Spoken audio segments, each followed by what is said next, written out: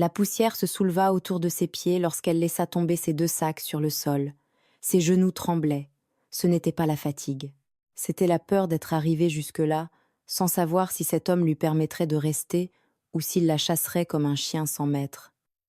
Valentine Rivière releva les yeux et le regarda droit en face. Il était assis, sous l'auvent de la vieille ferme, les bras croisés avec une expression qui ne disait ni oui, ni non. Il se contentait de l'observer. Et dans ce silence, elle comprit que toute son existence dépendait de ce qui allait se passer au cours des prochaines minutes. Elle avait marché pendant 3 jours pour arriver jusque-là. Elle avait dormi à même la terre. Elle avait mangé ce qu'elle avait trouvé en chemin et se tenait maintenant devant un inconnu pour lui demander quelque chose qu'elle n'avait encore jamais demandé de sa vie, un endroit où passer la nuit. C'était cela qui l'avait conduite jusqu'à cette ferme perdue entre les collines d'Écosse. Et ce qui se produisit ensuite, personne dans les villages alentours ne l'aurait imaginé. Tout avait commencé 6 semaines plus tôt. Valentine Rivière avait 32 ans et vivait dans un petit appartement à Toulouse, une ville où le bruit ne cessait jamais tout à fait et où durant les journées d'été, l'air sentait la pierre chauffée par le soleil. Elle travaillait comme couturière dans un atelier situé à 20 minutes à pied de chez elle et répétait chaque jour le même trajet, les mêmes salutations, les mêmes gestes devant les mêmes machines.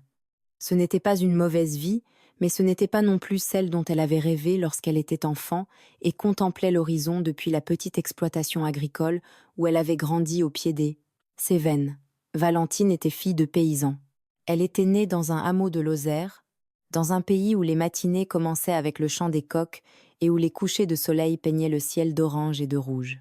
Son père, Aurélien Rivière, était un homme de peu de mots, mais il avait de grandes mains solides capables de semer du maïs dans une terre sèche et d'attendre patiemment que la pluie revienne. Sa mère Rosalie était tout son contraire.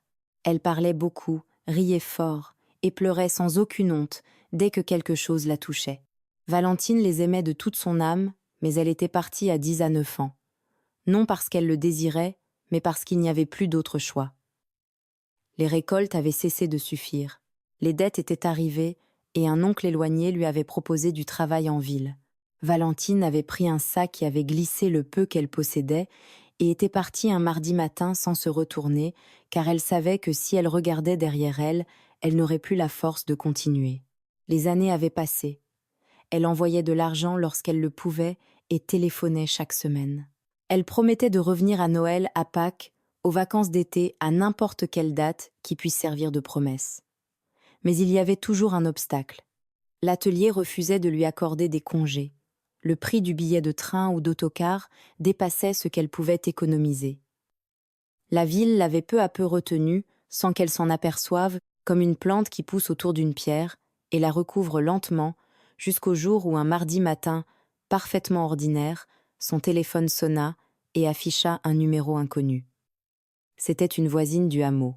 Elle parlait vite, la voix coupée, comme si chaque mot lui brûlait la bouche. Elle lui annonça que Rosalie avait fait une chute qu'Aurélien était seul, et que personne ne savait exactement comment il s'en sortait, car aucun membre de la famille n'était venu les voir depuis des mois. Valentine raccrocha et demeura immobile au milieu de l'atelier, une aiguille entre les doigts et le cœur cognant violemment contre sa poitrine. Cet après-midi-là, elle alla parler à son patron. Elle demanda une semaine. Il lui répondit qu'il ne pouvait pas lui accorder plus de 2 jours. Valentine réfléchit, calcula ce qui lui restait, puis prit le soir même une décision qui allait tout changer. Elle démissionna, rangea ses affaires dans 2 grands sacs de toile, régla le dernier mois de loyer qu'elle devait, et le lendemain quitta Toulouse avec le peu d'argent qui lui restait, décidée à remonter vers le nord, vers la terre où elle était née pour retrouver ses parents. Le problème, c'était l'argent. Elle n'avait pas de quoi payer le trajet direct jusqu'en Lozère et la route était longue. Elle décida donc d'avancer par étapes. Elle prit le premier autocar qu'elle pouvait se permettre, puis un second, et lorsque son argent fut épuisé, elle continua à pied. Elle ne considérait pas cela comme une aventure, mais comme une obligation, quelque chose qu'elle devait accomplir, même si son corps protestait et si le soleil frappait sans pitié. Elle marcha le long de routes poussiéreuses qui tranchaient le paysage comme des cicatrices.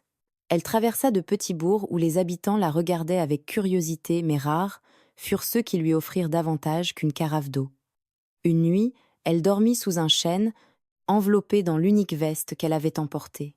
La nuit suivante, elle s'abrita sous le porche d'une chapelle abandonnée, tandis que des chiens aboyaient au loin et que le froid s'insinuait dans les coutures de ses vêtements. Le troisième jour, ses pieds saignaient dans ses chaussures. Son épaule gauche brûlait sous le poids des sacs. La faim n'était plus une simple gêne, elle était devenue une douleur réelle et constante, une mâchoire qui lui broyait l'estomac. Ce fut dans cet état, brisée et couverte de poussière, qu'elle atteignit la ferme. Elle l'aperçut de loin lorsque la route tourna entre deux collines et qu'apparut soudain une vieille bâtisse blanchie à la chaux coiffée d'un toit de tuiles rouges. Un homme se tenait dehors.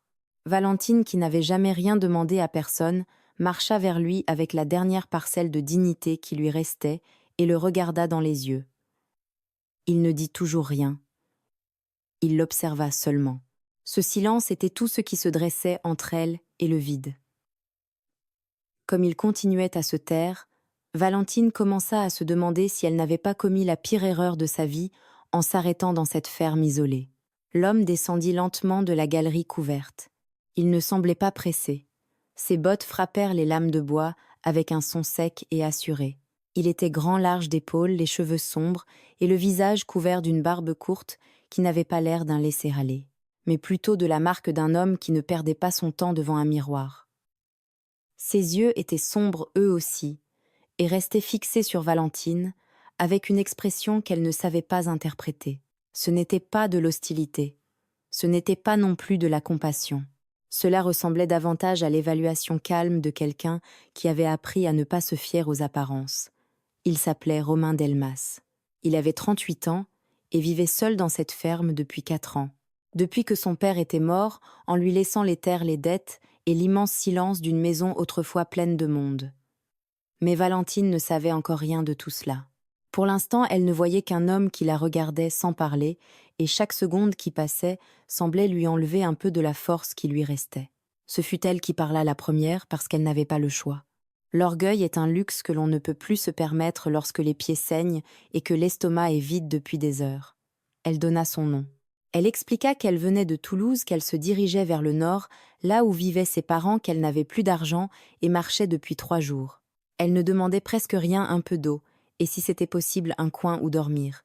Elle débita tout d'une seule traite, sans reprendre son souffle, comme si elle craignait qu'en s'arrêtant une seconde il en profite pour refuser.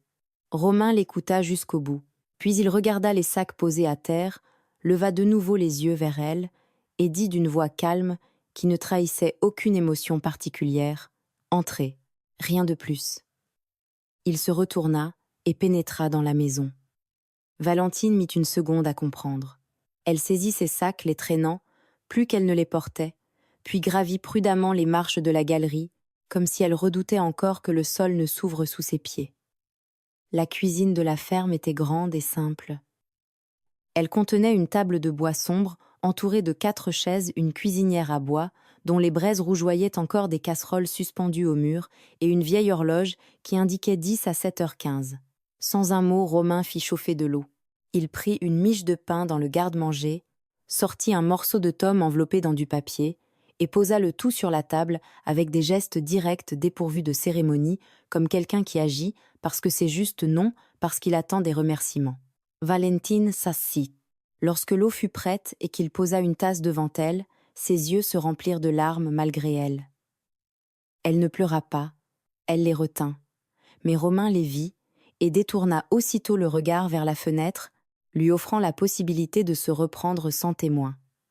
Ce fut la première chose que Valentine remarqua chez Romain Delmas, il savait quand il ne fallait pas regarder. Ils mangèrent en silence. Ce silence n'avait rien d'embarrassant. Il était respectueux, semblable à celui de 2 personnes qui reconnaissent qu'elles ne se connaissent pas et qu'il est très bien pour le moment qu'il en soit ainsi. Valentine mangea lentement bien, que la faim lui ordonna de tout dévorer. Romain toucha à peine à son repas. Il but surtout du café et contempla l'extérieur tandis que le soir commençait à changer la couleur du ciel. Lorsqu'ils eurent terminé, il lui montra une petite chambre au bout du couloir. Il y avait un lit recouvert de draps propres, une fenêtre donnant sur les prés et une lampe à pétrole sur la table de nuit. Il lui indiqua que la salle d'eau se trouvait juste à côté, qu'elle n'aurait qu'à l'appeler si elle avait besoin de quoi que ce soit. Puis il partit sans lui poser de questions, sans lui imposer de conditions, sans exiger qu'elle signe ou promette quoi que ce soit. Valentine referma la porte, s'assit au bord du lit, et pour la première fois depuis plusieurs jours, parvint à respirer sans que la peur lui serre la poitrine. Cette nuit-là, elle dormit comme elle ne l'avait plus fait depuis longtemps, profondément sans rêve, le corps enfoncé dans le matelas, comme si la terre elle-même l'accueillait enfin. Dehors, la campagne était silencieuse. On n'entendait que les grillons et le vent léger entre les arbres. À un moment, entre le sommeil et l'éveil, Valentine pensa à sa mère. Elle se demanda dans quel état elle se trouvait, si elle pouvait marcher, si la chute avait été grave, si son père fort, mais incapable de demander de l'aide, supportait tout seul, comme il l'avait toujours fait. Ses pensées lui faisaient mal, mais elles lui rendaient aussi du courage. Elle lui rappelait pourquoi elle accomplissait ce voyage. Elle lui rappelait que la fatigue était provisoire, alors que le regret pouvait durer toute une vie. Le lendemain, Valentine se leva avant le soleil. Elle trouva Romain déjà installé sous la galerie, une tasse à la main contemplant les champs qui s'éclaircissaient lentement à l'horizon. Elle sortit et demeura quelques instants debout près de lui sans rien dire. L'air du matin sentait la terre humide et quelque chose qu'elle n'avait plus respiré depuis des années. Il sentait la campagne, l'enfance, tout ce qu'elle avait laissé derrière elle. Romain lui tendit du café sans tourner la tête.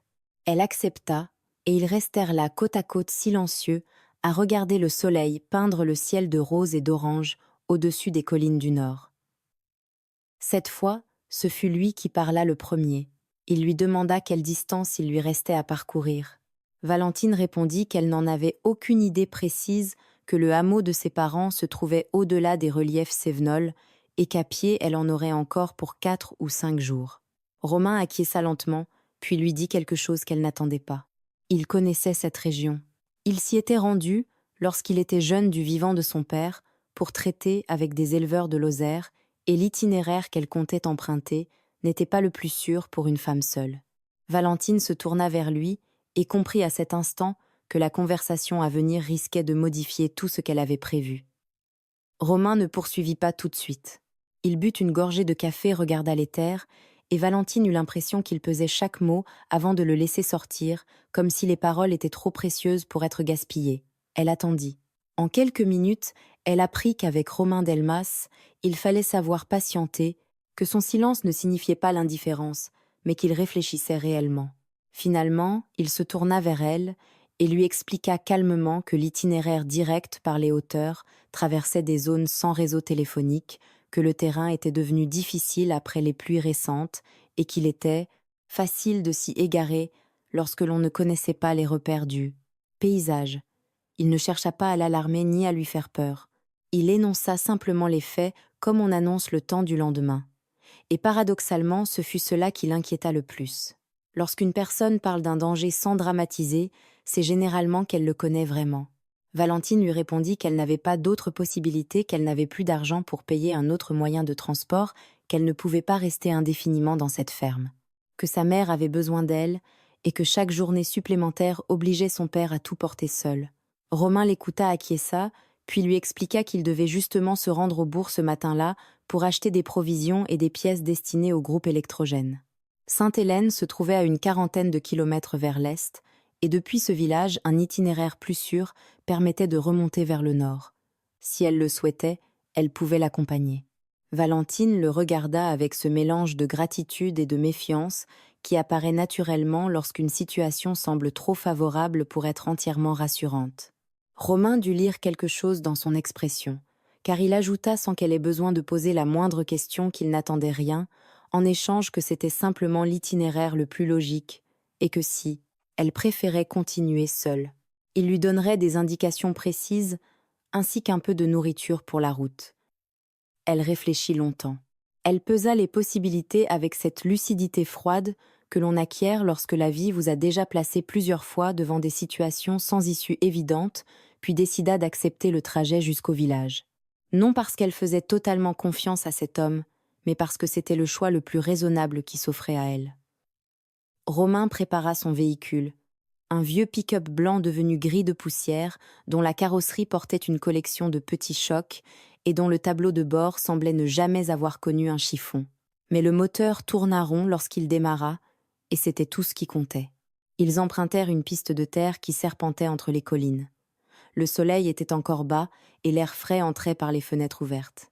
Valentine regardait le paysage et retrouvait une sensation qu'elle n'avait plus éprouvée depuis des années à Toulouse. Elle avait l'impression que le monde possédait de l'espace, que l'horizon existait réellement et qu'il n'était pas barré par les immeubles, les câbles et les panneaux de circulation. Ils parlèrent peu pendant le trajet. Romain régla la radio sur une station locale qui diffusait des chansons occitanes. Valentine continua de regarder dehors. De temps à autre, il lui montrait un repère au bord de la route et lui expliquait comment s'orienter si elle devait un jour repasser seule par là. Il parlait comme un professeur patient sans la moindre condescendance, et elle retenait chaque information avec le même sérieux qu'il mettait à la lui transmettre. Sainte-Hélène comptait environ 2000 habitants, une place centrale, une quincaillerie, une halle couverte et une église aux murs épais qui devait dater de plus d'un siècle. Romain connaissait presque tout le monde. Les hommes le saluaient d'une poignée de main ferme.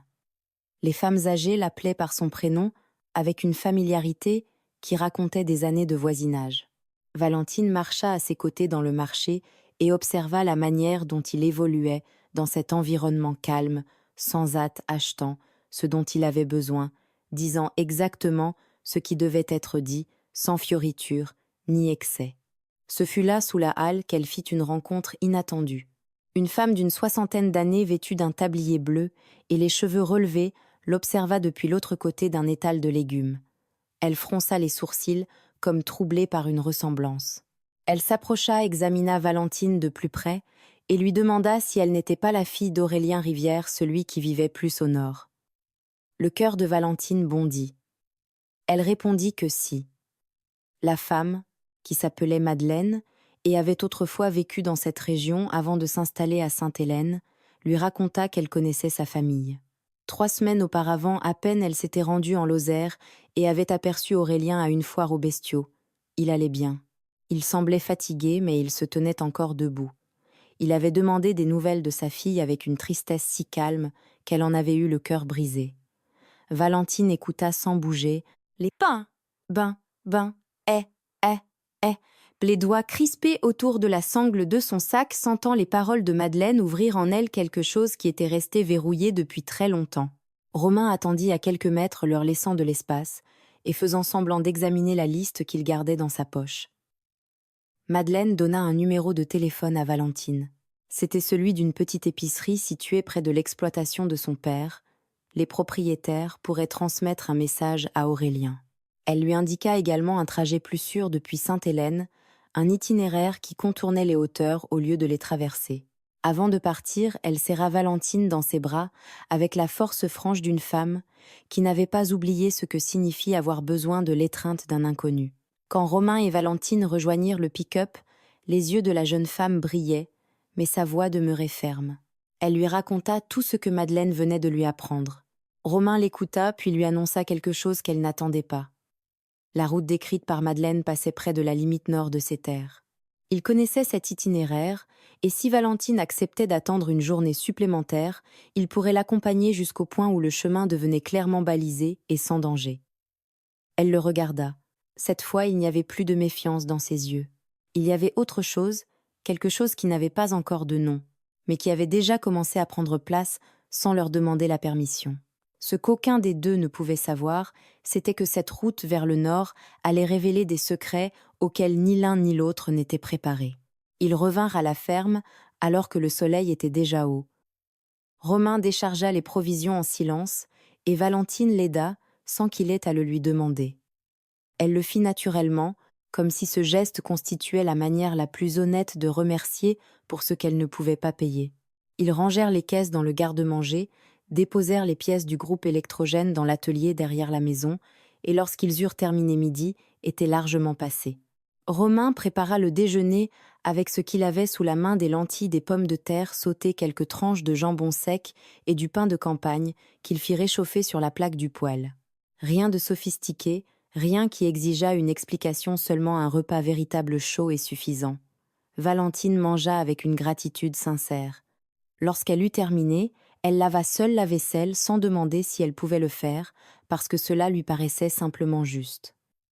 Dans l'après-midi, tandis que Romain travaillait sur le groupe électrogène, Elle s'assit sous la galerie avec le numéro que Madeleine lui avait donné et l'incertitude de savoir si l'épicerie serait encore ouverte à cette heure-là. Romain lui prêta son téléphone sans hésiter. Elle composa le numéro. Le téléphone sonna plusieurs fois. Lorsqu'on décrocha, enfin Valentine entendit la voix lente d'un homme âgé. Elle lui demanda s'il pouvait transmettre un message à Aurélien Rivière. L'homme répondit qu'il le connaissait, que la ferme d'Aurélien se trouvait à 2 kilomètres à peine de l'épicerie. Valentine le pria de lui dire que sa fille allait bien, qu'elle était en route et qu'elle arriverait dans quelques jours. L'homme répéta le message à haute voix pour s'assurer de n'avoir rien oublié. Quand l'appel prit fin, Valentine resta un moment le téléphone à la main, les yeux tournés vers les champs, avec l'impression d'avoir franchi un seuil sans avoir quitté la galerie. Romain sortit de l'atelier, les mains noircies de graisse, le visage chargé d'une question qu'il n'avait pas besoin de prononcer. Comment l'appel s'était-il passé? Valentine lui rendit son téléphone et lui dit que le message serait transmis, que son père saurait qu'elle venait. Romain acquiesça, essuya ses mains sur un vieux chiffon et s'assit sur le banc de bois sous l'aube face à l'horizon, avec cette habitude qu'il avait de contempler le paysage comme s'il pouvait y lire quelque chose. Valentine hésita, puis lui posa une question qui lui brûlait les lèvres depuis un moment. Pourquoi vivait-il seul dans cette ferme? Elle le demanda avec respect sans insister, en lui laissant clairement la possibilité de ne pas répondre. Romain ne répondit pas tout de suite, mais il ne changea pas de sujet. Il resta silencieux quelques secondes, puis commença à parler. La ferme avait appartenu à son père, un homme dur, de ceux qui ne plient même pas sous les vents les plus violents. Mais cette dureté l'avait aussi éloigné de tout le monde. Lorsqu'il était mort 4 ans plus tôt, Romain avait découvert que les dettes étaient beaucoup plus lourdes qu'il ne l'avait imaginé, et que la famille qu'il pensait voir apparaître pour l'aider n'était tout simplement jamais venue. Quelques années auparavant, il avait partagé sa vie avec une femme. Elle n'avait supporté ni l'isolement, ni le silence de la campagne, et un matin, elle était partie en ne laissant qu'un mot bref sur la table. Depuis ce jour, Romain avait décidé non par amertume, mais avec une sorte de lucidité glacée qu'il valait mieux vivre seul. La ferme était ce qu'il avait. La terre au moins ne vous abandonnait pas si vous la travailliez, et cela devait suffire. Il raconta tout cela, sans mélodrame, sans rechercher la compassion comme un homme qui avait fait la paix avec son histoire, même si certains endroits de cette histoire continuaient à lui faire mal et qu'il préférait ne pas les toucher. Valentine l'écouta sans l'interrompre. Lorsqu'il eut terminé, elle ne lui dit ni qu'elle était désolée, ni que tout finirait par s'arranger, parce qu'elle savait que ses phrases étaient creuses. Elle lui répondit plutôt qu'elle comprenait ce que signifiait dresser une distance entre soi et le monde pour éviter d'être blessée. À Toulouse, elle avait fait quelque chose de semblable. Elle s'était entourée de travail et de bruit pour ne pas sentir le vide laissé par l'éloignement de ceux qu'elle aimait le plus. Or, parfois, la solution que l'on choisit pour se protéger devient une autre forme de souffrance plus lente, mais tout aussi profonde. Romain la regarda lorsqu'elle prononça ces mots. Ce regard n'était plus celui de l'homme qui l'évaluait, ni celui d'un inconnu qui gardait ses distances. Il ressemblait davantage à la reconnaissance silencieuse de quelqu'un qui venait d'entendre sa propre vérité dans la bouche d'une autre personne. Ce soir-là, après le dîner, Romain sortit une vieille carte en papier et la déplia sur la table. Il montra à Valentine l'itinéraire qu'ils emprunteraient le lendemain, lui indiqua les repères, les endroits où ils trouveraient de l'eau et ceux où il n'y en aurait pas. Une portion d'environ 3 heures devait impérativement être parcourue avant midi, car la chaleur devenait épuisante dans cette vallée durant l'après-midi. Valentine étudiait la carte avec attention, suivant du doigt les lignes qui représentaient des chemins et qui le lendemain deviendraient de la pierre et de la terre sous ses pas. À un moment, leurs doigts se rencontrèrent au-dessus de la carte. Ce n'était pas volontaire. Ce fut l'un de ces minuscules accidents qui se produisent lorsque 2 personnes sont penchées sur la même table et regardent la même chose. Ils retirèrent leurs mains au même instant et firent tous deux semblant qu'il ne s'était rien passé. Pourtant, le silence qui suivit n'était plus celui d'avant. Il avait davantage de poids, davantage de chaleur, et aucun d'eux ne savait exactement quoi en faire. Valentine alla se coucher, en pensant à la carte au chemin à son père, recevant son message à l'épicerie à sa mère, qui pouvait peu, être déjà marché de nouveau, ou peu, être pas encore, et à cet homme qui vivait seul entre les collines et avait décidé de l'aider sans y être obligée par quoi que ce soit. Cette nuit-là, elle rêva. Elle rêva des chants de son enfance de sa mère, éclatant de rire à cause d'une remarque de son père et d'un chemin de terre qui n'avait pas de fin, mais qui ne lui faisait pas peur. Le lendemain matin, lorsqu'elle ouvrit la porte de sa chambre, elle découvrit sur la table de la galerie quelque chose qu'elle n'attendait pas. Un sac de toile brune soigneusement fermé avec une feuille pliée posée dessus. La note était rédigée d'une écriture serrée et droite, celle d'un homme qui écrivait peu mais le faisait avec soin. Elle précisait que le sac contenait de la nourriture pour le trajet, une petite lampe, des bandes de gaz et une bouteille d'eau potable. Plus bas sur la même feuille, une autre phrase indiquait que la route les attendait et qu'il valait mieux partir avant 7 heures. Rien de plus. Il n'y avait pas de signature, mais elle aurait été inutile, ce mot ne pouvait venir que de lui. Valentine prit le sac. Il était plus lourd qu'elle ne l'avait imaginé. Elle l'ouvrit pour en vérifier le contenu et aperçut tout au fond un billet de 20 € soigneusement plié. Ce n'était pas une fortune, mais c'était de l'argent réel, de quoi payer au moins 2 repas dans un village si l'occasion se présentait. Comme si le regarder plus longtemps risquait de la rendre coupable d'avoir reçu quelque chose qu'elle n'avait pas demandé, mais qu'elle ne pouvait pas non plus refuser. Ils partirent à 6h40. Le soleil était encore bas, et l'air possédait cette fraîcheur coupante de l'aube qui disparaît dès que le jour s'installe. Romain portait son propre sac, un vieux modèle de toile verte usée et manifestement habitué aux longues distances. Ils longèrent d'abord la limite de ces terres en suivant une rangée de clôtures anciennes qui marquaient les contours de l'exploitation. Ils traversèrent ensuite un ruisseau d'eau claire en passant sur de larges pierres plates que Romain connaissait par cœur, car il les avait lui-même installées plusieurs années auparavant lorsque le passage devenait impraticable pendant les fortes pluies. Puis le chemin s'ouvrit franchement vers le nord large et direct, au milieu des pâturages et des collines basses qui s'étendaient à perte de vue. Ils marchèrent durant des heures, parlant par moments et se taisant à d'autres. Romain lui indiquait les plantes qui poussaient au bord du sentier, lui montrait les traces laissées par les animaux dans la terre et lui expliquait ce qu'elles signifiaient. Valentine l'écoutait et lui posait parfois des questions non par politesse, mais parce que cela l'intéressait réellement. Elle avait grandi à la campagne, mais elle l'avait quittée, si jeune que beaucoup de ses connaissances ne subsistaient en elle que de manière vague. Comme les rêves, au réveil, on en conserve la forme, mais plus les détails. Romain lui rendait ces détails un à un, sans comprendre qu'il lui offrait quelque chose qu'elle avait perdu depuis très longtemps.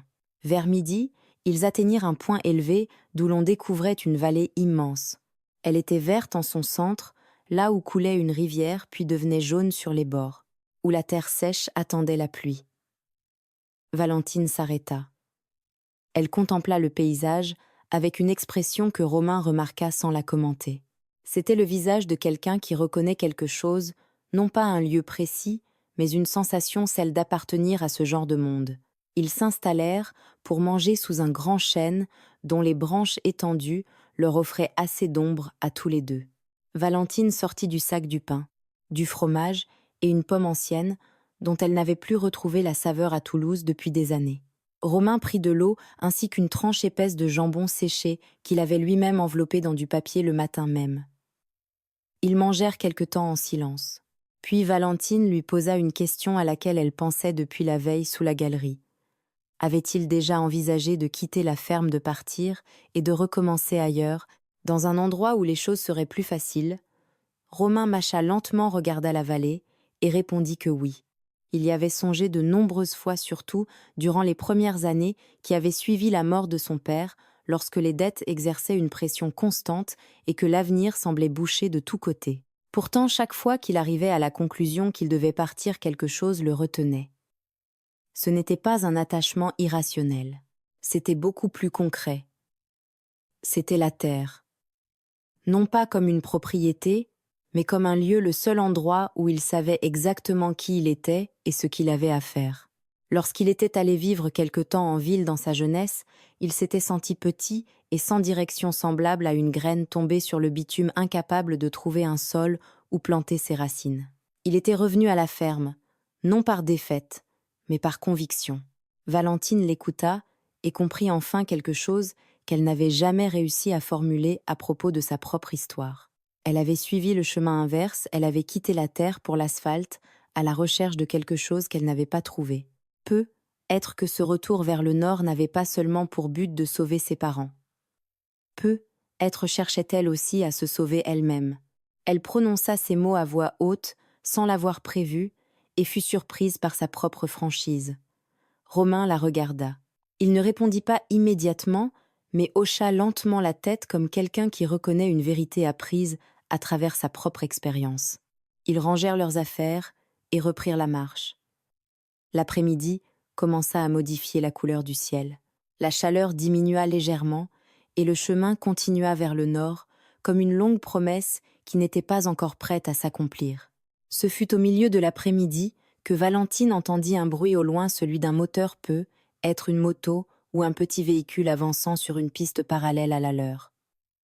Romain l'entendit lui aussi. Il s'arrêta et son expression changea d'une façon qu'elle ne lui avait encore jamais vue.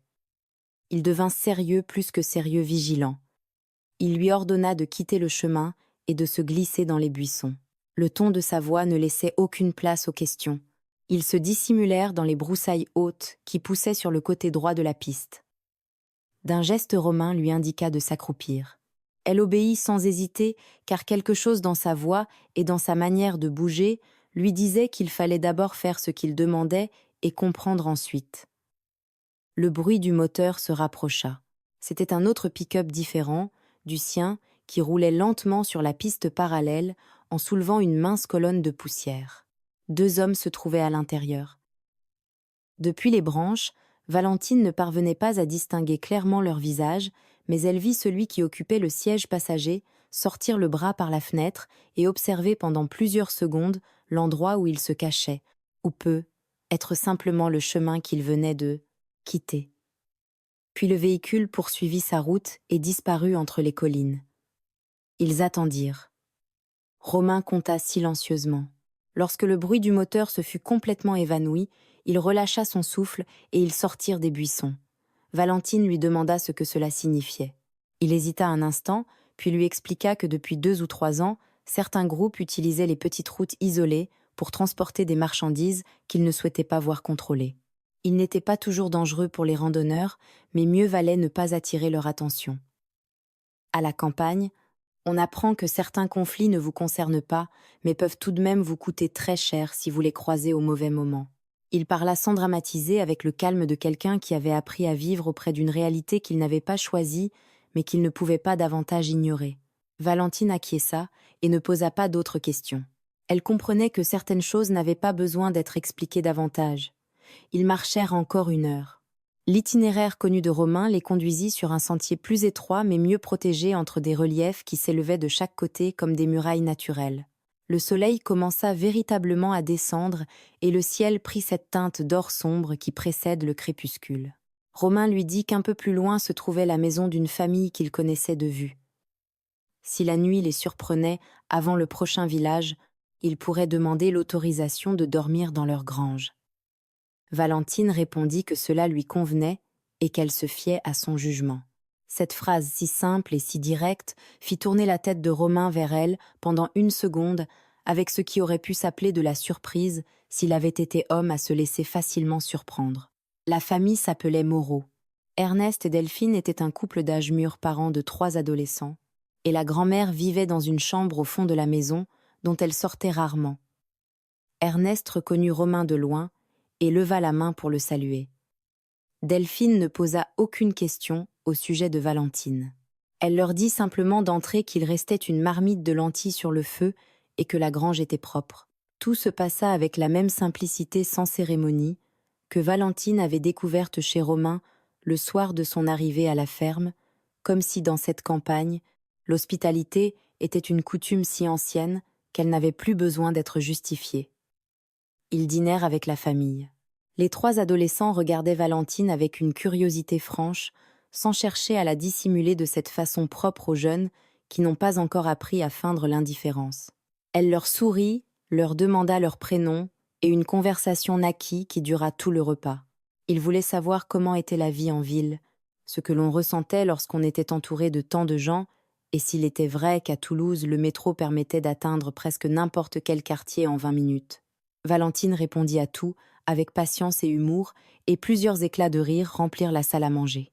Romain l'observait depuis l'autre côté de la table avec une expression difficile à lire mais qui n'avait rien d'indifférent. Après le dîner, pendant que Delphine et les jeunes débarrassaient, Ernest et Romain sortirent pour parler. Valentine les apercevait depuis l'intérieur. Ils avaient le calme grave des hommes de la campagne lorsqu'ils s'échangent des informations qui comptent. Elle n'entendit pas leurs paroles, mais vit Romain acquiescer plusieurs fois. À un moment, Ernest indiqua le nord d'un mouvement du menton, avec une expression mêlant renseignement et avertissement. Cette nuit-là, dans la grange Romain, raconta à Valentine ce qu'Ernest lui avait appris. Plus loin, près du carrefour conduisant aux hauteurs des incidents, s'était produit au cours des derniers jours. Une famille du secteur avait eu une altercation avec des hommes de passage et les routes étaient devenues agitées. Il serait peu, être prudent le lendemain, de prendre un détour qui les éloignerait du croisement principal. La route serait plus longue, mais plus tranquille. Valentine l'écouta, puis répondit que si cela était nécessaire, il le ferait. Une journée supplémentaire ne changeait pas l'essentiel, même si elle ne pouvait pas se permettre beaucoup plus de retard. Romain acquiesça. Un silence s'installa. Dans ce silence, Valentine lui posa une question qu'elle gardait en elle depuis midi.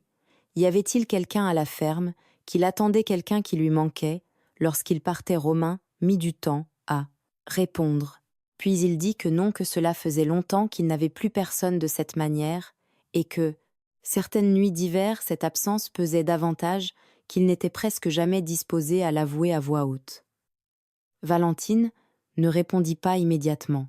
Pourtant, dans l'obscurité de la grange, elle sut que quelque chose entre eux venait de franchir une frontière que ni l'un ni l'autre n'avait tracée.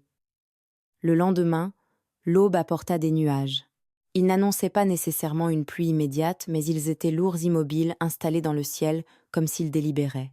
L'air avait une odeur différente, plus dense, presque ancienne. Au petit déjeuner, Ernest leur expliqua qu'à cette saison, les nuages pouvaient rester 2 jours au-dessus des Cévennes, sans laisser tomber une seule goutte, puis déverser en 1 heure toute l'eau qu'ils contenaient. Il valait mieux ne jamais faire confiance au ciel lorsqu'il prenait cette couleur. Romain le savait déjà. Ils mangèrent rapidement et repartirent avant que toute la maison ne soit réveillée, après des remerciements brefs et sincères, et la promesse de Romain de revenir bientôt. Delphine glissa dans la main de Valentine une part de tourte aux lentilles et au lard, comme s'il s'agissait de la chose la plus naturelle du monde. Valentine l'accepta avec une gratitude qui n'avait pas besoin de mots. Le détour choisi par Romain longeait le pied des collines les plus basses. Il était plus long comme il l'avait annoncé, mais offrait une meilleure visibilité et comportait moins de croisements. Durant les premières heures, ils avancèrent à un bon rythme.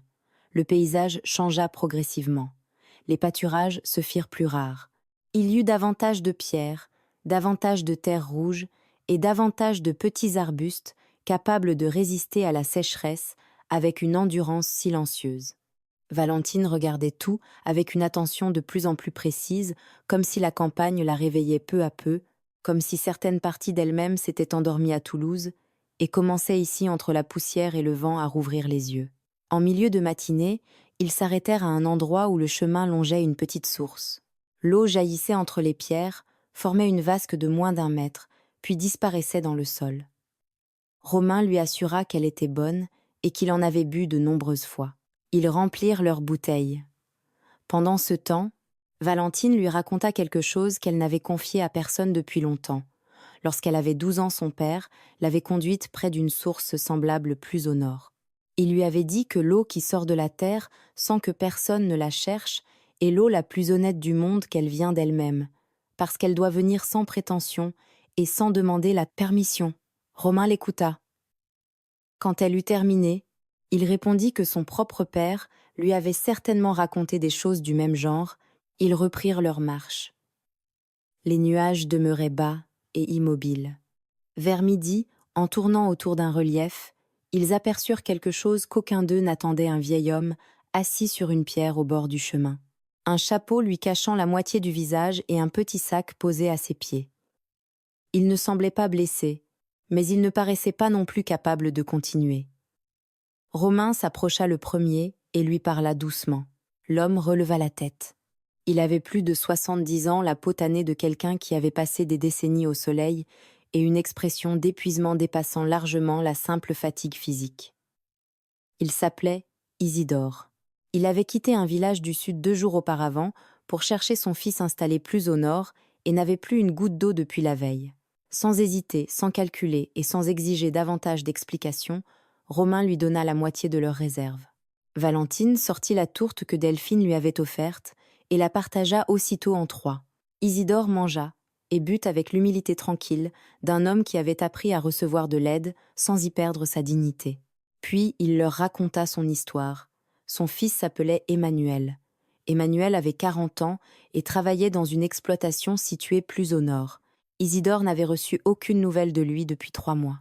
On lui avait assuré qu'il allait bien, qu'il était seulement très occupé. Mais un père sait reconnaître les réponses incomplètes. Malgré son âge et la difficulté qu'il éprouvait à marcher, Isidore avait décidé d'aller vérifier de ses propres yeux, parce que certaines choses ne peuvent être confiées à personne d'autre. Valentine l'écouta et sentit quelque chose résonner dans sa poitrine. C'était le même élan qu'il avait arraché à Toulouse, avec 2 sacs, et trop peu d'argent, la même logique, qui affirme qu'il existe des moments où le corps doit rejoindre l'endroit où le cœur est déjà arrivé. Romain consulta la carte et demanda à Isidore le nom de la ferme où travaillait son fils. Le vieil homme le lui donna.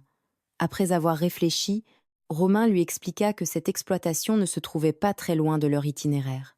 Si Isidore acceptait d'avancer à un rythme plus lent, ils pourraient parcourir ensemble une partie de la route sans que cela leur fasse perdre beaucoup de temps.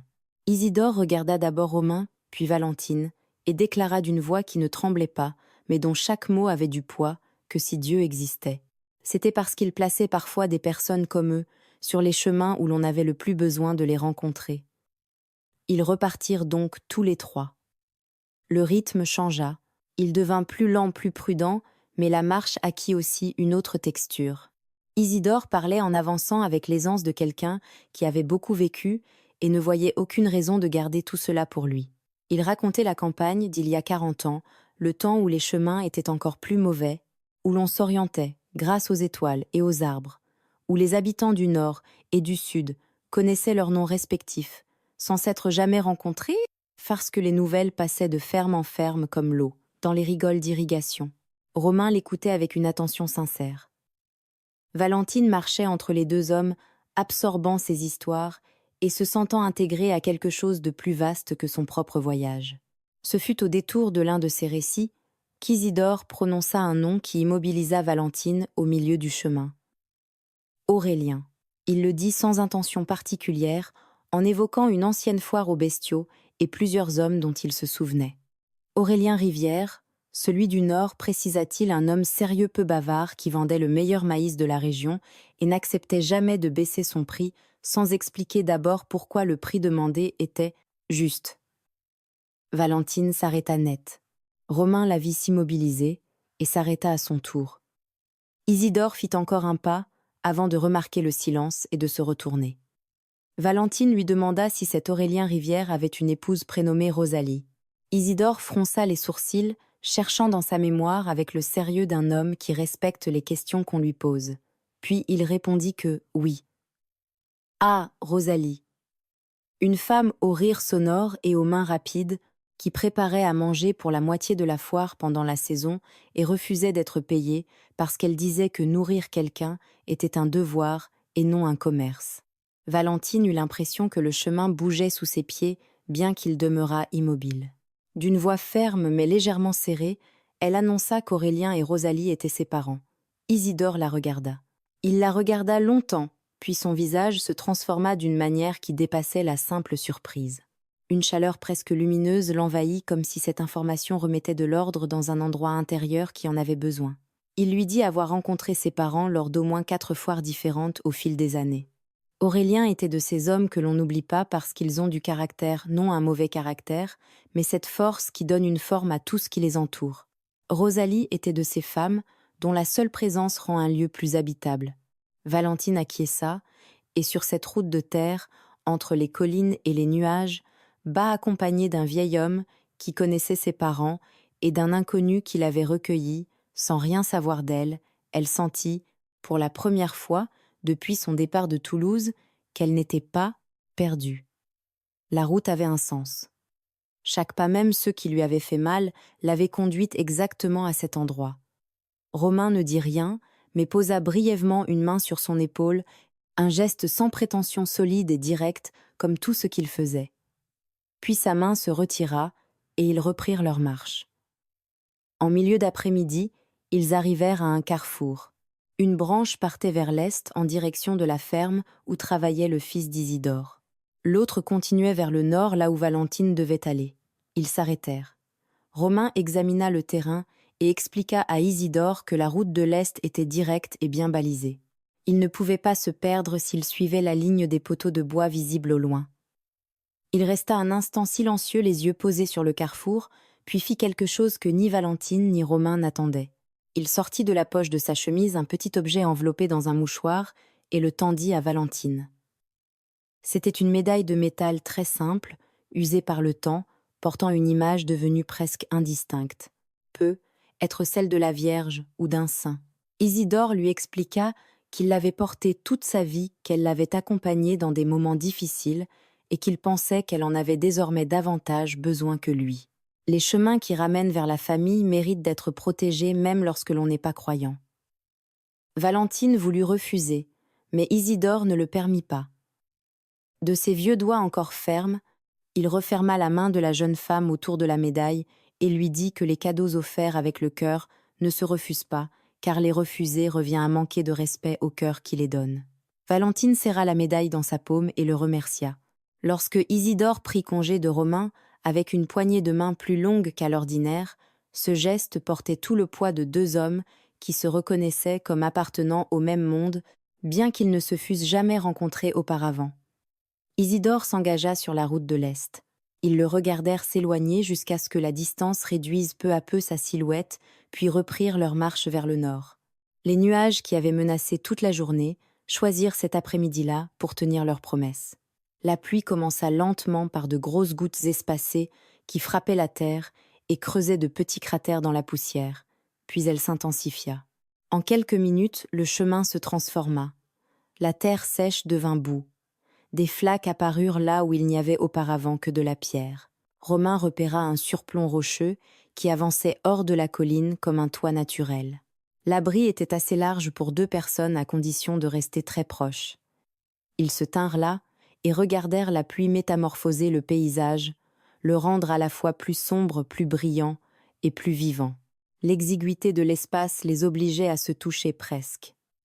Valentine sentait la chaleur de Romain contre elle, et il devait sentir la sienne. Aucun d'eux ne bougea pour rétablir une distance. La pluie tombait avec violence, et son fracas occupait tout l'espace entre les mots.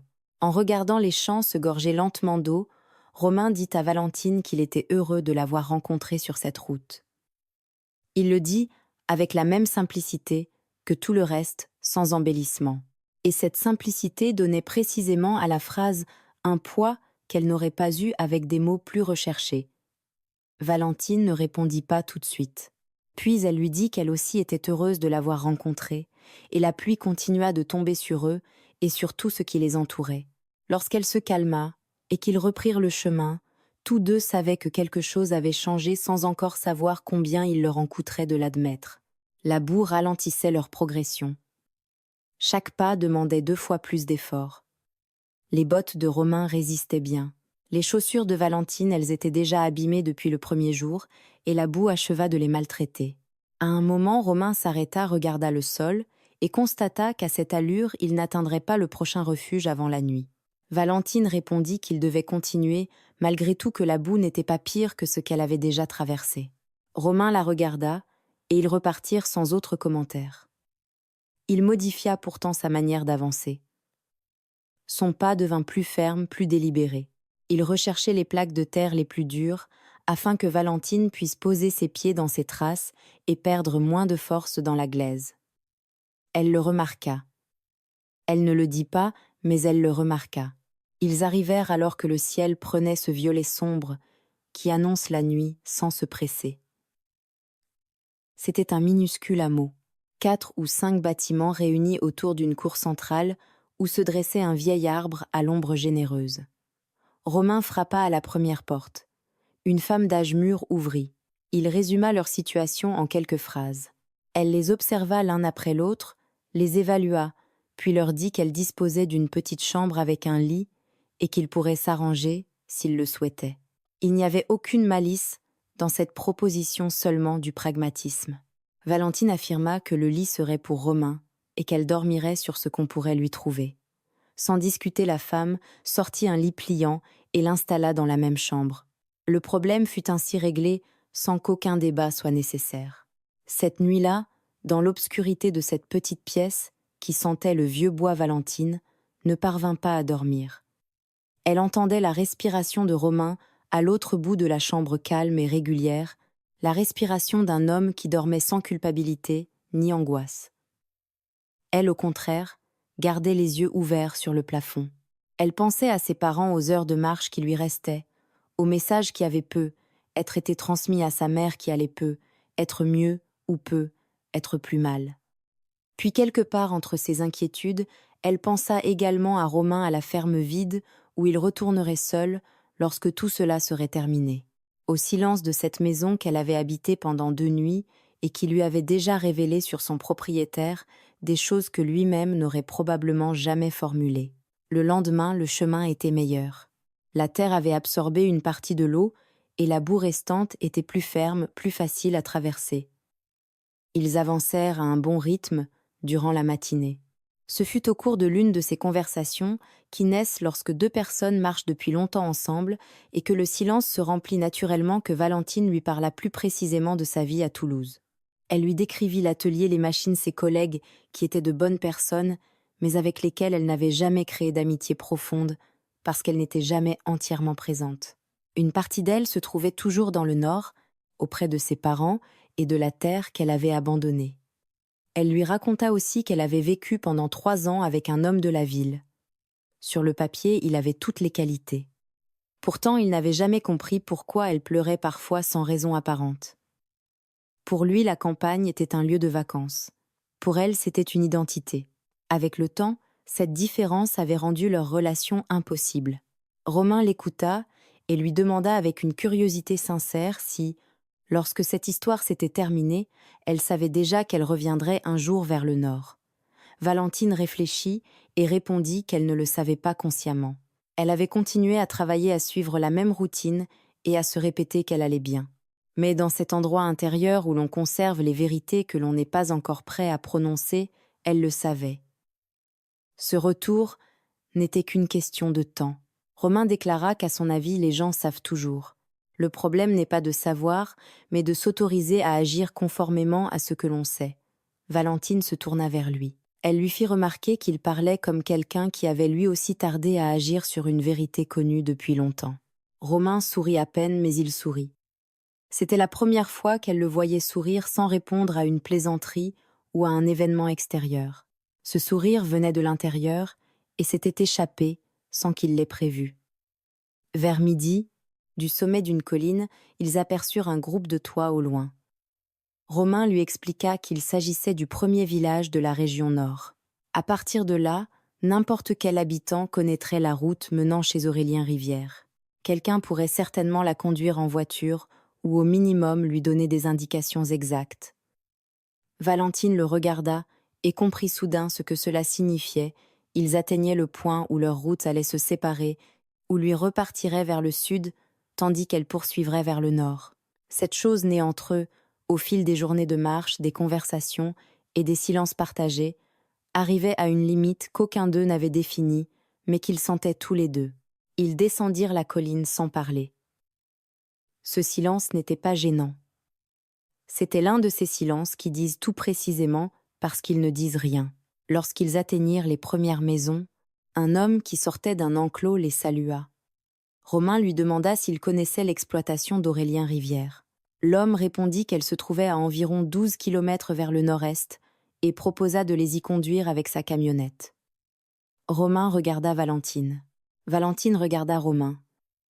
Dans cet échange passa une question et une réponse que ni l'un ni l'autre n'avaient encore prononcée. L'homme attendait, et Valentine comprit que les mots qu'elle choisirait au cours des prochaines secondes changeraient plus d'une chose, Ce fut elle qui répondit. Elle le remercia et déclara que s'il pouvait les emmener tous les deux, elle lui en serait très reconnaissante. Romain ne dit rien, mais il ne la corrigea pas.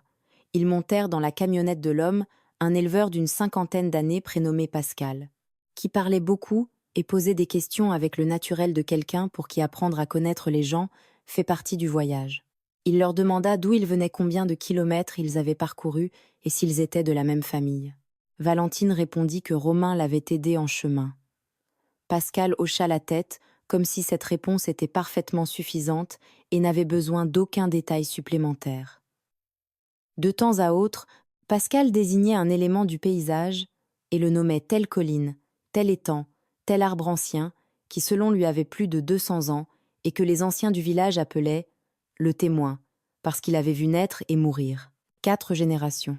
Valentine regardait par la fenêtre, et le paysage lui devenait de plus en plus familier, non parce qu'elle en reconnaissait précisément chaque détail, mais parce que la qualité de la lumière, la couleur de la terre et la manière dont les collines s'inclinaient vers le sud correspondaient à quelque chose qui vivait dans sa mémoire depuis avant même qu'elle sache donner un nom au souvenir. C'était le paysage de son enfance, le même ciel, la même densité de l'air. Plus ils approchaient, plus elle éprouvait ce mélange d'émotion et de peur qui saisit lorsque l'on est sur le point d'arriver dans un lieu que l'on aime et que l'on redoute à la fois.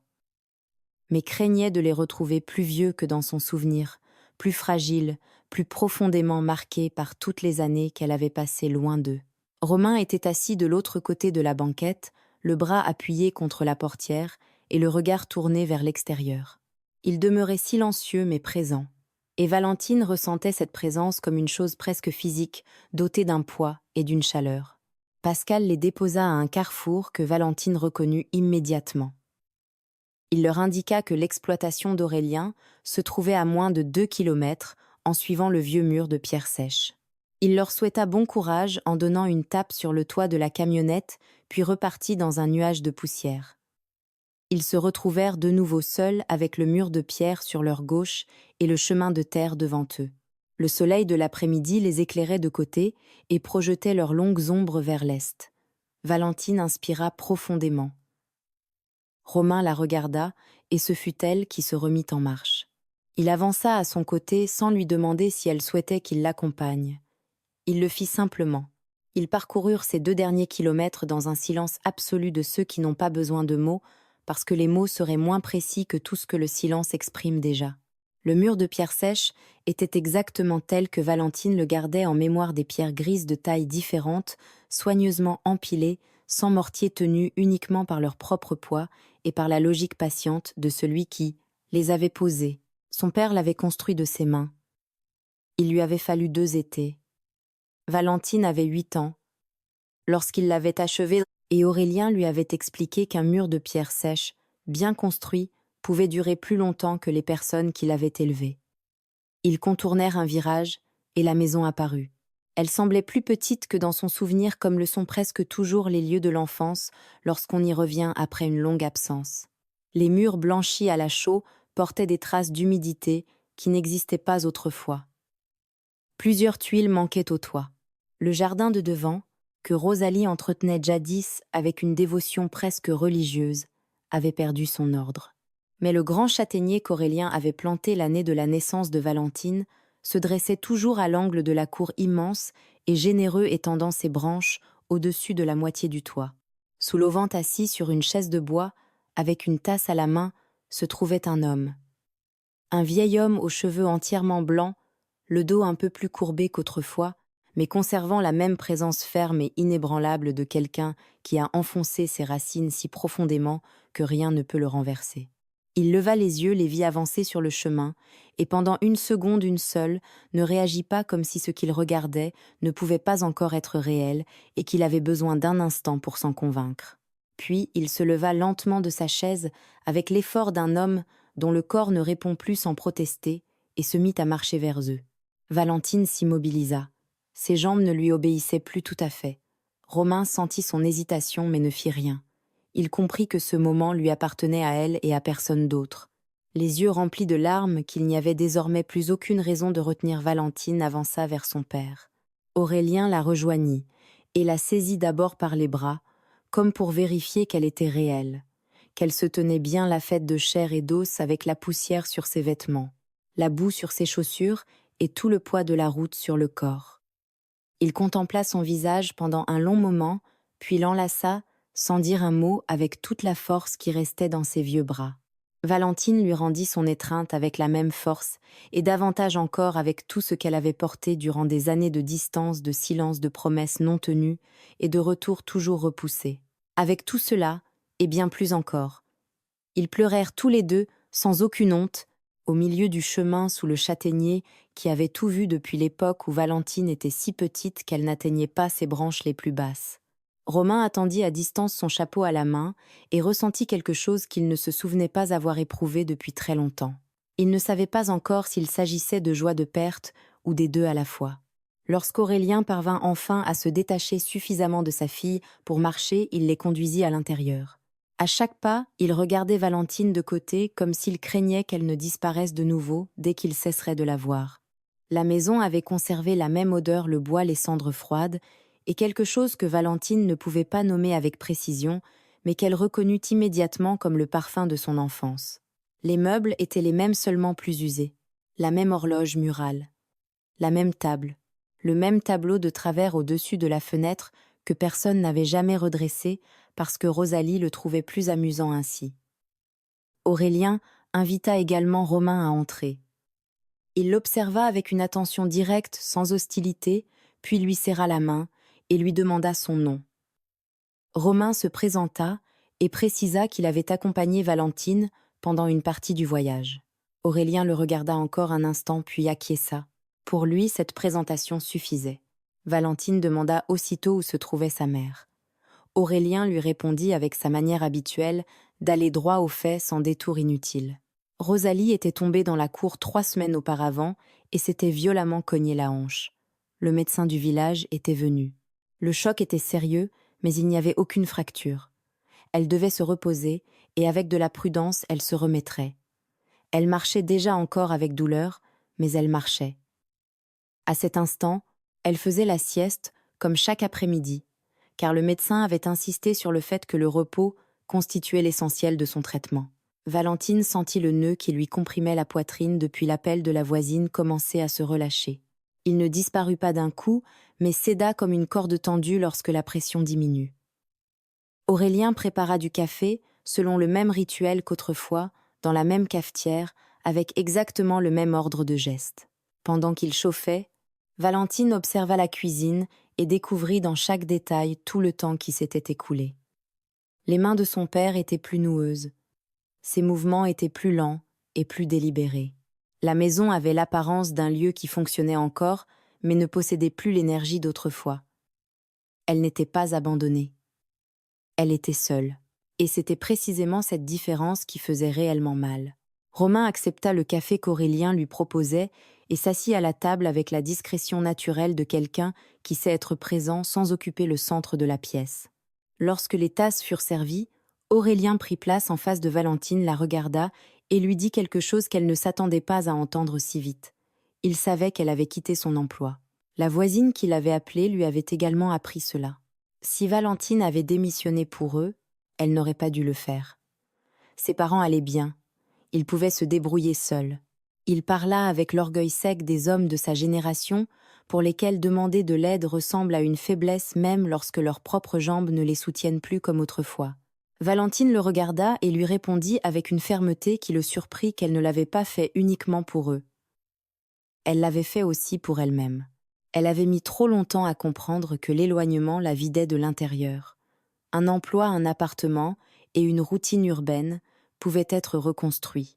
Le temps perdu auprès des gens que l'on aime, lui ne revient jamais. Aurélien l'écouta sans rien dire pendant un moment. Puis il fit quelque chose que Valentine l'avait rarement vu faire au cours de sa vie. Il baissa la tête non par défaite, mais pour contenir son émotion et posa sa main sur celle de sa fille. Ils restèrent ainsi un moment. Le silence qui suivit ne ressemblait à aucun de ceux du voyage. C'était le silence qui n'existe qu'entre des personnes qui se connaissent depuis le commencement. Romain gardait les yeux baissés vers sa tasse. Rosalie dormait au fond de la maison et dehors le châtaignier remuait ses feuilles dans le vent de l'après-midi. Plus tard, Aurélien sortit quelques instants dans la cour. Pour la première fois de la journée, Romain et Valentine se retrouvèrent seuls dans la cuisine. Elle contempla son café. Il fit de même, puis elle releva les yeux et lui dit qu'elle ne savait pas comment le remercier. Sans lui, le voyage aurait été tout autre plus difficile, plus dangereux ou simplement trop long pour que son corps puisse le supporter. Romain répondit qu'il n'avait rien accompli que n'importe qui d'autre aurait fait à sa place. Valentine lui assura que ce n'était pas vrai. Elle avait traversé cette campagne durant plusieurs jours et savait que tout le monde n'ouvrait pas sa maison et son chemin à une inconnue surgie avec 2 sacs de toile et de la boue jusqu'aux genoux. Romain ne répondit pas, mais il ne la contredit pas non plus. Un autre silence s'installa l'un de ceux qui posent des questions avant même que l'un ou l'autre ouvre la bouche. Ce fut encore Valentine qui parla la première. Elle lui demanda ce qu'il comptait faire maintenant, s'il retournerait à la ferme dès le lendemain. Il répondit que oui. Il avait des bêtes du travail, et une exploitation ne s'entretenait pas toute seule. Valentine acquiesça, puis le regardant droit dans les yeux, avec cette honnêteté sans détour qu'elle avait déjà montrée plusieurs fois sur la route, elle lui dit qu'elle espérait que la ferme ne serait pas la seule chose à Téja. L'attendre. Romain la regarda. Cette fois, son silence n'était pas une fuite. C'était quelque chose qui cherchait encore la bonne forme pour sortir. Avant qu'il ne la trouve des pas lents, résonnèrent depuis le fond de la maison, puis une voix rauque et chaleureuse prononça un seul mot, Valentine. Rosalie apparut dans l'encadrement de la porte appuyée sur une canne improvisée qui n'était autre qu'un manche de balai coupé à la bonne hauteur. Elle avançait lentement et avec précaution, mais elle avançait. Ses cheveux blancs étaient rassemblés en une tresse lâche. Elle portait sa vieille robe de chambre et son visage exprimait quelque chose qu'aucun mot unique n'aurait pu contenir. C'était du soulagement, de la joie et ce mélange que produisent seulement les retrouvailles imaginées 100 fois sans jamais savoir si elles auront réellement lieu. Valentine se leva si vite qu'elle faillit renverser sa chaise. Elle traversa la cuisine en 3 pas et rejoignit sa mère. Avant même que Rosalie puisse l'atteindre, elle s'enlacèrent debout. Valentine la soutenait avec douceur mais fermement. Rosalie enfouit son visage contre l'épaule de sa fille avec la même force qu'elle aurait mise 30 ans plus tôt lorsque Valentine était une enfant qui revenait vers elle avec les genoux écorchés. Rosalie pleurait sans chercher à se cacher avec cette facilité pour les larmes qu'elle avait toujours possédées et que sa fille avait toujours admirées sans réussir à l'imiter. Elle prononçait des fragments qui ne devenaient jamais de véritables phrases. « Ton prénom, tant d'années, tu m'as tellement manqué, comment vas-tu? Regarde-toi » Valentine lui répondait, au même, en rythme au milieu de larmes qu'elle ne pouvait plus et ne voulait plus retenir. Romain se leva silencieusement et recula vers le bord de la cuisine pour leur laisser toute la place. Aurélien rentrait de la cour, sans que personne l'entende, se tenait près de la porte, les bras croisés et la mâchoire serrée comme les hommes qui refusent que l'on remarque leur émotion et qui la rendent ainsi encore plus évidente. Ils installèrent Rosalie sur la chaise la plus confortable et lui donnèrent de l'eau. Durant les minutes suivantes, au milieu des questions, des réponses et des histoires qui voulaient toutes sortir en même temps, Rosalie finit par remarquer Romain.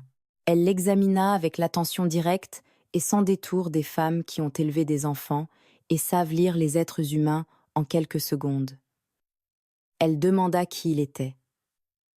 Valentine le présenta et résuma l'essentiel, la ferme, la route laide qu'il lui avait apportée. Rosalie écouta puis regarda Romain d'une manière qui n'exprimait pas seulement de la gratitude. Elle l'évaluait, comme une mère le fait lorsqu'elle découvre quelqu'un près de sa fille et décide en quelques secondes si cet homme mérite d'être là. Elle lui tendit la main. Romain la prit et Rosalie la serra avec une force surprenante pour une femme qui se remettait d'une chute.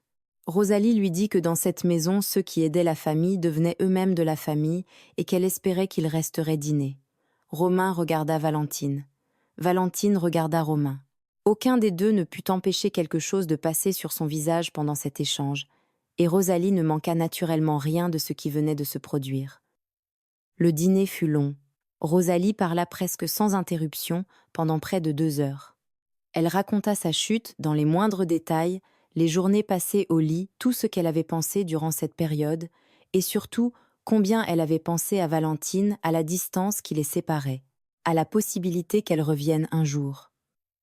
Aurélien l'écoutait et ajoutait parfois quelques mots qui complétaient ce que Rosalie laissait inachevé. Romain répondait lorsqu'on l'interrogeait.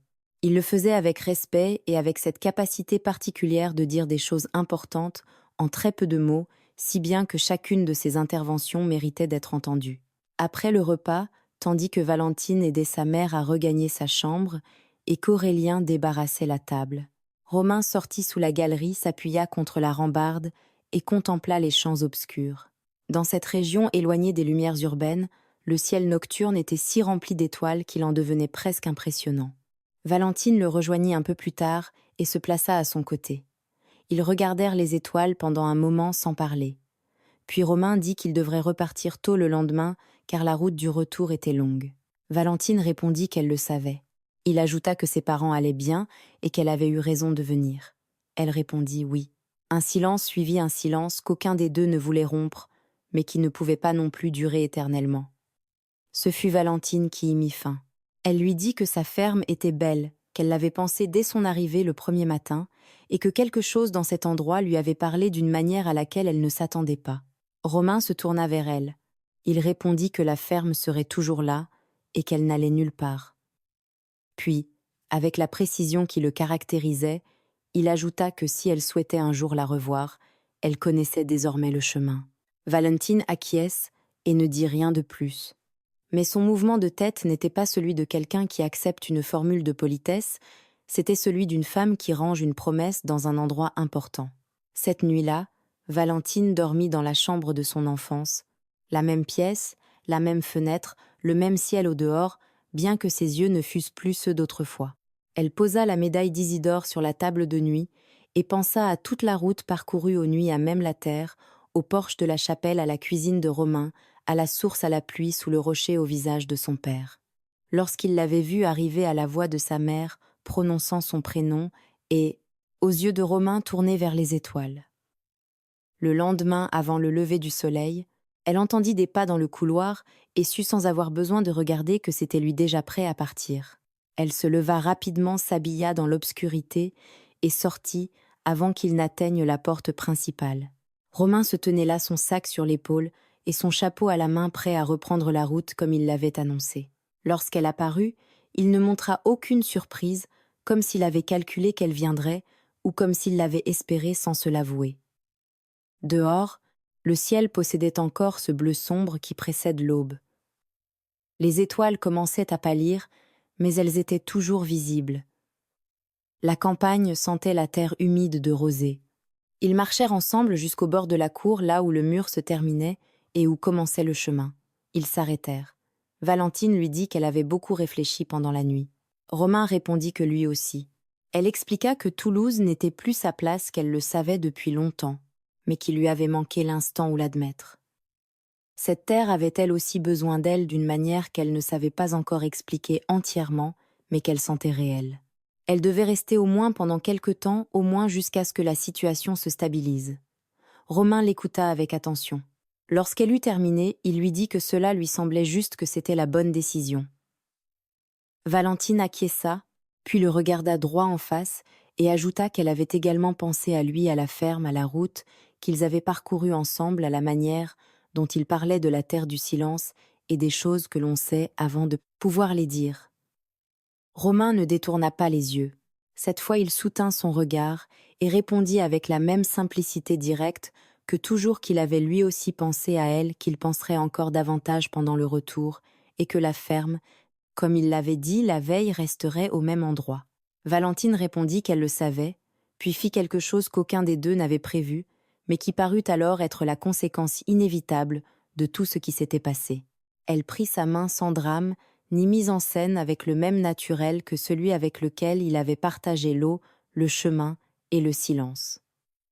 Romain referma ses doigts sur les siens. Ils restèrent ainsi un instant au bord de la route, les champs encore sombres devant eux et le ciel commençant très lentement à s'éclaircir à l'est. Puis il lâcha sa main, posa son chapeau sur sa tête et s'engagea sur le chemin. Valentine demeura près du mur et le regarda s'éloigner. Il ne se retourna pas immédiatement. Après une vingtaine de mètres, il s'arrêta et pivota seulement à moitié. D'une voix assez forte pour qu'elle l'entende, il lui dit que dans 3 semaines, Il devrait passer par Sainte-Hélène pour une affaire concernant la ferme, et que si elle le souhaitait, ce serait un bon moment pour venir également jusqu'ici. Valentine répondit que ce serait en effet un bon moment. Il reprit sa marche et ne s'arrêta plus. Elle le vit devenir de plus en plus petit sur la route, jusqu'à ce que les couleurs de l'aube le recouvrent lentement. Elle rentra lorsque le soleil commença à paraître. Sa mère était déjà réveillée. Valentine l'entendit se déplacer dans la cuisine, parmi le bruit familier des casseroles et de l'eau, celui qui avait accompagné toute son enfance. Son père se trouvait sous la galerie comme chaque matin, une tasse à la main, observant les champs se réveiller. Valentine s'assit près de lui. Pendant un moment, ils ne dirent rien. Ils regardèrent simplement la campagne ensemble, les mêmes terres, le même horizon, mais avec des yeux différents, des yeux qui étaient restés longtemps éloignés et réapprenaient maintenant à voir depuis l'intérieur. Sans tourner la tête, Aurélien lui demanda si cet homme reviendrait. Valentine répondit que oui, dans 3 semaines. Son père acquiesça, puis toujours sans la regarder, déclara que Romain lui avait semblé être un homme bon, que cela n'était pas facile à trouver, et que les bonnes choses qui demandent beaucoup d'efforts pour arriver jusqu'à nous valent presque toujours davantage que ce qu'elles nous ont coûté. Valentine se tourna vers lui. Aurélien continuait de contempler l'horizon, mais le coin de sa bouche portait quelque chose qui ressemblait à un sourire. Valentine posa la tête sur l'épaule de son père. Il ne bougea pas. Il resta ainsi solide comme il l'avait toujours été, semblable au mur de pierre sèche qu'il avait construit lui-même, qui dure plus longtemps que ceux qui l'ont élevé, mais qui a malgré tout besoin que quelqu'un en prenne soin de temps à autre. Au cours des semaines suivantes, Valentine s'installa chez ses parents. Elle accompagna sa mère dans sa convalescence avec la patience et l'énergie d'une femme qui accomplit enfin quelque chose qu'elle sent véritable. Elle nettoya, répara ce qu'elle pouvait par là au médecin du village, retourna au marché et renoua peu à peu avec les voisins qu'elle avait quittés presque enfants. Les habitants l'accueillirent avec cette cordialité simple de la campagne, sans questions inutiles et sans jugement sur les années passées, loin d'eux, comme si seul le retour comptait et que tout le reste n'était qu'un détail. Et parfois, en balayant la cour ou en aidant sa mère à marcher sous la galerie, Valentine pensait à la ferme du sud, à la cuisine de bois, au banc tourné vers les champs, à la carte dépliée sur la table et au silence qui avait une température. Exactement 20, et un jour après que Romain eut disparu sur la route à l'aube, Valentine entendit au loin un moteur. Elle sortit sous la galerie et vit apparaître entre les collines sur le chemin de terre un vieux pick-up blanc, couvert de poussière, la carrosserie marquée de petits chocs, et le tableau de bord qu'elle ne distinguait pas encore, mais qu'elle savait encombré de poussière. Le moteur tournait parfaitement. Valentine descendit les marches, marcha jusqu'au bord du mur et attendit. Le pick-up s'arrêta devant l'entrée. La portière s'ouvrit et Romain Delmas en descendit, son vieux sac de toile verte sur l'épaule et son chapeau à la main. Il portait cette expression qui ne disait jamais trop ni trop peu, mais qui cette fois révélait exactement ce qu'elle devait révéler à quiconque savait regarder. Valentine le contempla depuis le bord du chemin et pensa à tout ce qui s'était produit depuis le matin, où elle était arrivée dans sa ferme, les pieds en sang, 2 sacs de toile au bras, et la peur d'être chassée comme un chien, sans maître. Elle pensa à la route, à la pluie, à Isidore et à sa médaille à Madeleine, sous la halle de Sainte-Hélène aux étoiles du Nord, et à leurs mains serrées au bord du chemin avant l'aube. Elle comprit que parfois, les routes que l'on emprunte, sans savoir où elles conduisent, sont précisément celles qui nous mènent là où nous avions le plus besoin d'arriver. Pas toujours, mais parfois. Et lorsque cela se produit, on le reconnaît non avec une certitude absolue, mais avec cette conviction tranquille qui n'exige aucune garantie, parce que l'on sent déjà que l'on se tient enfin au bon endroit. Romain marcha vers elle, et elle alla à sa rencontre. Les champs, le grand châtaignier, le mur de pierre sèche et le ciel du nord, entièrement dégagés à cet instant, furent les témoins de tout ce qui n'eut besoin d'aucun mot supplémentaire pour devenir parfaitement réel.